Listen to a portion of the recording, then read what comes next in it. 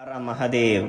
స్వయంగా పరమశివుడు ధ్యానం చేసేటప్పుడు ఉపయోగించిన గురుమంత్రాన్ని మీకు ఈరోజు నేను చెప్పబోతున్నాను. పార్వతీ అమ్మవారు భైరవి విజ్ఞాన తంత్రంలో గురు శిష్యుల సంభాషణ జరిగేటప్పుడు పరమశివుడిని ఇలా అడుగుతుంది, నేను మీ దగ్గరికి గురుమంత్రం కోసం వచ్చాను, కానీ వచ్చిన ప్రతిసారి మీరు ధ్యానంలోనే ఉంటారు.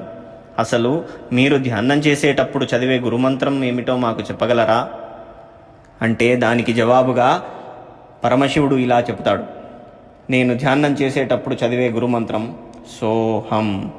దీనినే మనం కూడా ప్రయత్నించవచ్చు. మీ కళ్ళు రెండు మూసుకొని మీ దృష్టిని కనుబొమ్మల మధ్యన నిలిపి శ్వాసను లోనికి మెల్లగా తీసుకోండి. అలాగే శ్వాసను మెల్లగా బయటికి వదలండి.